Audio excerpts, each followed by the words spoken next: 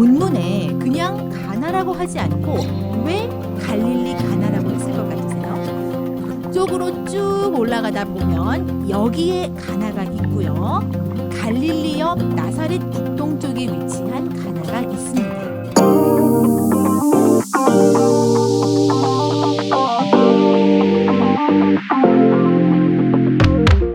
안녕하세요.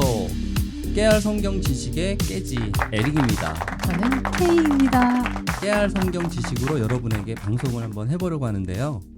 우리가 성경을 읽거나 말씀을 들을 때 말씀을 통해서 하나님이 우리에게 주시는 메시지의 깨달음과 은혜를 많이 받습니다. 맞아요. 그런데 성경 본문을 보다 보면 궁금한 것들이 생길 때가 간혹 있거든요. 본문에 나오는 시대적 배경이나 상황, 물건 또는 무게나 화폐의 단위, 가치 등등등 꼭 자세하게 알 필요는 없지만 지적 호기심을 갖게 하는 성경 구절들이 보인다는 거죠. 그래서 저희 깨알 성경 지식에서는 이런 궁금증을 알아봄으로써 성경의 재미도 느끼고 성경을 읽거나 설교를 들을 때 도움이 될 수 있도록 도와드리려고 합니다. 어우, 대단하십니다. 자, 오늘은 첫 번째 시간인데요. 깨알 성경 지식에서 저희들과 함께 이야기도 나누고 도움 말씀을 주실 우리 셀리님을 오셨습니다. 환영합니다. 네, 안녕하세요. 안녕하세요. 반갑습니다. 셀리입니다. 요즘같이 더운 여름 날씨에 어떻게 지내고 계신가요? 네, 하나님의 은혜로 잘 버티고 있습니다. 아하, 하나님의 은혜. 네. 에어컨 대신에 하나님의 은혜가 네. 참 좋네요. 네, 맞습니다. 자, 오늘은 첫 시간인데 어떤 깨알 같은 지식을 저희한테 알려주실 건가요? 네, 어떤 본문인지 제가 힌트를 드릴 테니까 한번 맞춰보실래요? 좋습니다. 네, 좋아요. 예수님이 말씀하시니 물이 변하여 포도주 된대. 정답! 정답. 정답. 약속했다. 정답. 가나 혼인잔치에 대한 본문 아닌가요? 네, 맞습니다. 맞췄다. 예. 나도 알고 있었는데. 빨랐어요, 속도. 자, 그럼 이야기 나누기 전에 본문 말씀을 영상으로 먼저 보도록 하겠습니다. 요한복음 2장 1절에서 11절 말씀. 사흘째 되던 날 갈릴리 가나에 혼례가 있어 예수의 어머니도 거기 계시고 예수와 그 제자들도 혼례의 청함을 받았더니 포도주가 떨어진지라. 예수의 어머니가 예수에게 이르되 저들에게 포도주가 없다 하니 예수께서 이르시되 여자여 나와 무슨 상관이 있나이까 내 때가 아직 이르지 아니하였나이다. 그의 어머니가 하인들에게 이르되 너희에게 무슨 말씀을 하시든지 그대로 하라 하니라. 거기에 유대인의 정결 예식을 따라 두세 통 드는 돌 항아리 6이 놓였는지라. 예수께서 그들에게 이르시되 항아리에 물을 채우라 하신즉 아귀까지 채우니 이제는 떠서 연회장에게 갖다 주라 하심에 갖다 주었더니 연회장은 물로 된 포도주를 맛보고도 어디서 났는지 알지 못하되 물 떠온 하인들은 알더라. 연회장이 신랑을 불러 말하되 사람마다 먼저 좋은 포도주를 내고 취한 후에 낮은 것을 내거늘 그대는 지금까지 좋은 포도주를 두었도다 하니라. 예수께서 이 첫 표적을 갈릴리 가나에서 행하여 그의 영광을 나타내심에 제자들이 그를 믿으니라. 자, 본문 영상 같이 보셨는데요. 본문이 그렇게 길지는 않는데 벌써 궁금하고 알고 싶은 것들이 많습니다. 먼저 2장 1절 말씀을 보면 사흘째 되던 날이라고 되어 있는데 이것은 무엇을 기준으로 한 걸까요? 네, 이것은 1장과 연결해 볼 수 있는데요. 예수님께서 빌립과 나다나엘을 부르신 것을 기점으로 날짜를 계산해서 적은 것으로 보입니다. 그리고 이어서 갈릴리 가나라는 지명이 나오잖아요. 지명. 네, 지명. 셀리님, 갈릴리 가나는 정확히 어디를 말하는 거예요? 네, 제가 지도를 보여드리겠습니다. 어디? 여기요. 여기. 아, 거기. 네, 먼저 지도를 보면요. 갈릴리 호수가 보이시죠? 어디요? 여기 있잖아요. 아, 보여요, 여기. 보여요. 네. 네네. 뭐 갈릴리 바다라고도 하는데요. 네. 호수 왼쪽을 쭉 가다 보면 여기 가나가 있습니다. 먼저 가나는 갈대라는 뜻이에요. 예, 이곳이 갈대밭이 많이 있었던 곳이라고 합니다. 또 여기가 지대가 약간 높다고 하네요. 그런데 본문에 그냥 가나라고 하지 않고 왜 갈릴리 가나라고 했을 것 같으세요? 글쎄요. 왜 그렇죠? 그렇죠. 모르겠죠. 이스라엘 땅에는 가나라는 지명을 가진 곳이 여러 곳 있는데요. 아. 북쪽으로 쭉 올라가다 보면 여기에 가나가 있고요. 갈릴리 옆 나사렛 북동쪽에 위치한 가나가 있습니다. 사실 갈릴리 근처에도 몇 개의 가나가 더 있다고 해요. 그래도 학자들로부터 가장 많은 지지를 받고 있는 가나는 바로 나사렛 북동쪽에 위치한 가나 여기입니다. 아우, 굉장히 많군요. 가나가. 네. 가나를 굉장히 좋아하네. 그런가 봐요. 어쨌든 북쪽에 있는 가나와 구분해야 할 필요가 있었겠죠. 아, 네. 그래서 갈릴리 가나라고 표기한 겁니다. 아, 그렇군요.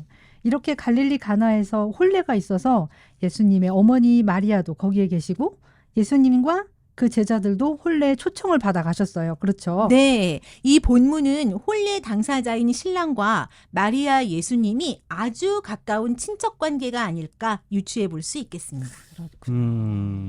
그런데 이런 이스라엘 혼인 잔치집에서 중요한 포도주가 그만 떨어지고 말았어요. 어떻게 하죠? 굉장히 이거 심각한 상황입니다. 맞아요. 포도주가 떨어졌어요. 제가 이웃집에서 빌려올까요? 아, 그러면 좋겠지만 먼저 이 당시 이스라엘의 포도주에 대해 조금 설명을 드리면 포도주는 술이라기보다는 일상적 음료라고 볼 수 있습니다. 아, 네, 그래요? 네, 독일의 맥주처럼요. 저 맥주 좋아해요. 네. 여기 포도는 8, 9월에 수확을 해요. 그리고 나서 햇볕에 며칠 말립니다. 왜 말릴까요? 저 알 것 같아요. 알 것 같아요. 어. 당도 높이려고 그런 거 아니에요? 맞아요. 네, 맞습니다. 당도를 높여주기 위해서인데요. 이 포도는 기후 조건이 중요한데 지중해성 기후에 적합하다고 합니다. 즉, 그렇구나. 곤건조하며 일조량이 중요하죠. 땅도 토양층이 두껍고 배수가 잘 되는 땅이 좋습니다. 결과적으로 토양과 기후의 조화가 적합해야 한다는 거죠. 아니 어떻게 뭐 농사라도 지어보셨어요? 이렇게 잘하세요. 쏙쏙 이해가 됩니다. 아주. 그러게요. 그 다음에 이제 포도주 그 틀에 넣어서 짜내는데 포도원에 포도주를 짜는 포도주 틀이 있었어요. 이것은 2개의 큰 안반을 파서 만들었는데 위에 놓여 있는 안반에 포도송이를 넣고 발로 밟아요. 네, 발로. 발로? 그렇죠, 발로. 굉장히 위생적이지 않네요. 발로 밟아서 짠 그 포도즙을 아래 놓여 있는 다른 안반으로 흘러가도록 와. 만들었다고 합니다. 굉장히 그러면 큰 규모의 그런 틀이겠네요. 그럼요. 영상 보여드립니다. 영상 지금 와. 나갑니다. 영상이 또 있어요? 네, 나갑니다. 아, 네. 예. 너무 재밌다. 네. 그런데 그냥 밟게 되면 어떨 것 같아요? 그냥 밟으면 좀 미끄럽겠죠. 그죠. 넘어질 수도 있잖아요. 네. 그래서 틀 천장에 줄을 매달아서 그것을 잡고 밟았다고 합니다. 그거 어디선가 본 적 여기. 있어요. 지금 영상 나갑니다. 지금. 또 영상 있어요? 그렇죠. 그렇군요. 그렇구나. 그런데 이 포도주는 이 나라 기후와 환경으로 발효가 빠르다고 해요. 6시간이 지나면 발효가 되기 시작합니다. 진짜 빠르다. 그렇죠. 그리고 원액으로 먹기에는 너무 진하기 때문에 물을 섞어 희석해서 마신다고 합니다. 새롭게 알았어요. 그러게요. 다시 이제 본문으로 돌아와서 포도주가 떨어졌는데요. 이럴 가능성은 전 충분히 있다고 생각해요. 왜냐하면 당시 이스라엘 결혼 풍습을 보면 잔치를 평균 일주일 동안 해요.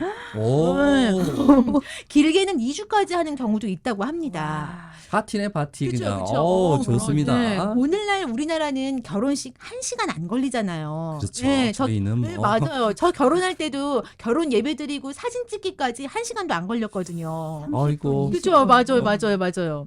미리 나름대로 준비를 했겠지만 긴 기간 동안 혼례를 하면서 갑작스럽게 한날에 손님이 몰렸다든가 뭐 그렇다 보면 포도주가 모자랐을 수도 있을 것 같아요. 네, 그렇겠네요. 그런데 이 당시에는요. 혼례에 필요한 비용은 신랑의 몫이었어요. 와. 신랑.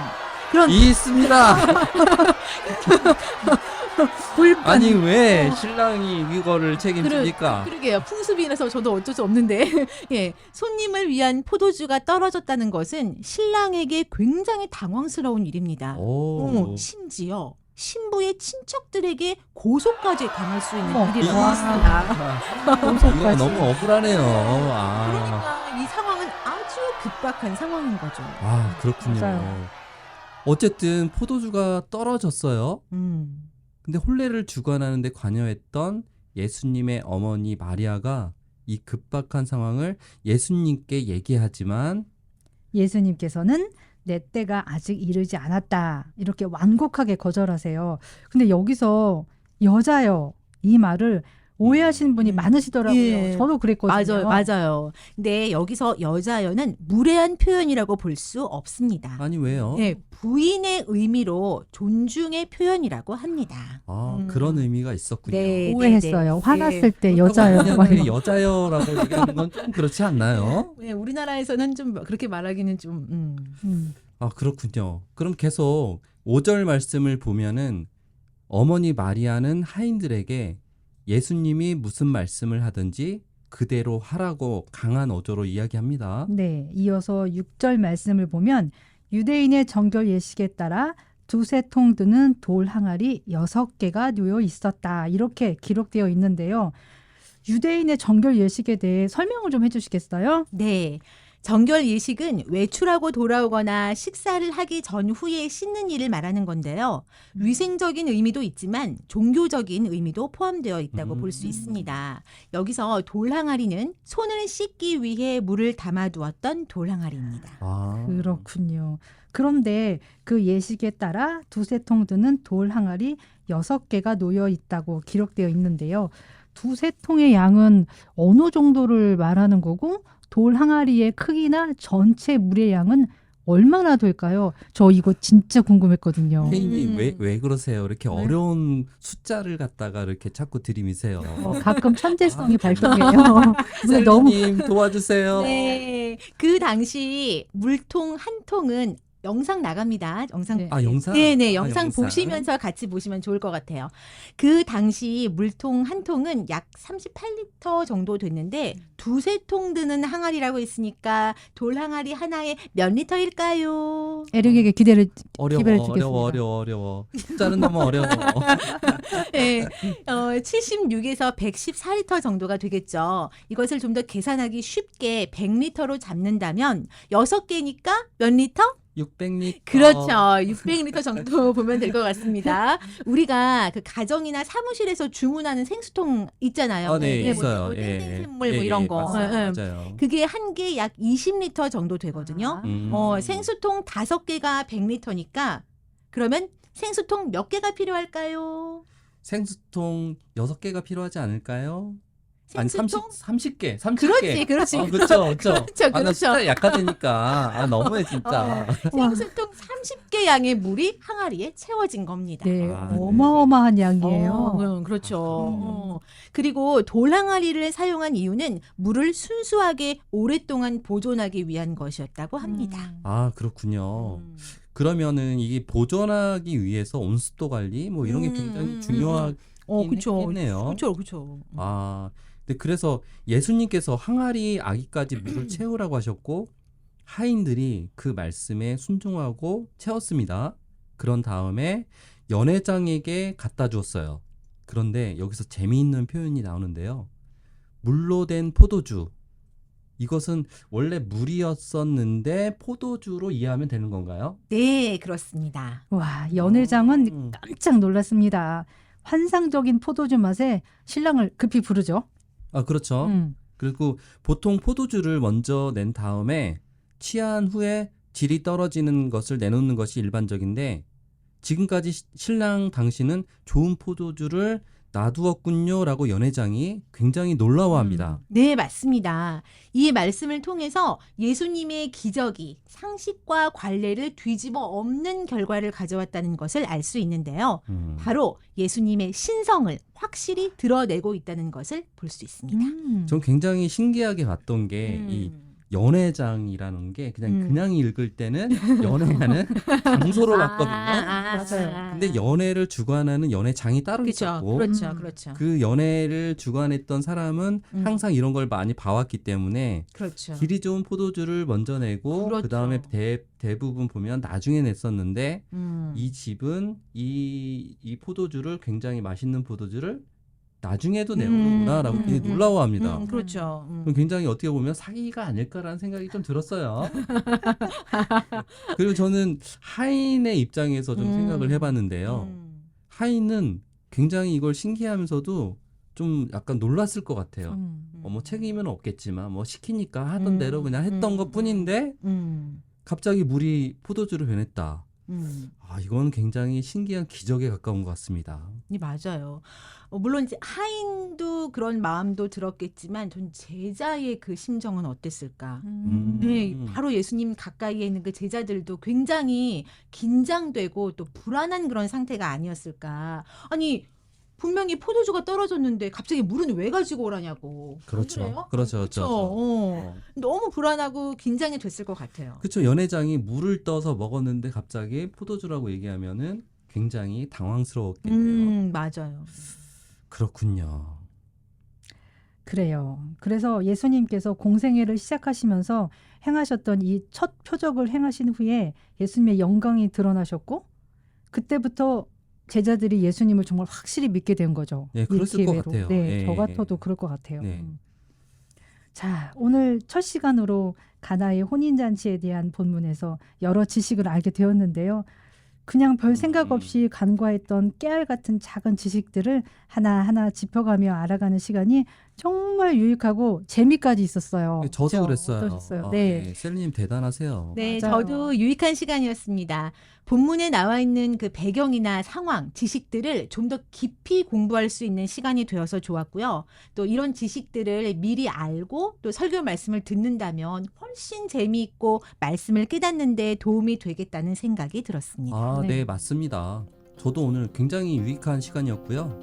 그리고 함께 들어주신 여러분들은 어땠는지 굉장히 궁금합니다. 다음 시간에도 저희가 새로운 본문을 가지고 깨알 같은 지식을 가지고 돌아오도록 하겠습니다. 그러면 오늘 좋은 말씀을 주셔서 너무 감사합니다, 셀리님. 감사합니다. 자, 함께 해주신 여러분 고맙습니다. 모두 평안하세요. 평안하세요. 안녕.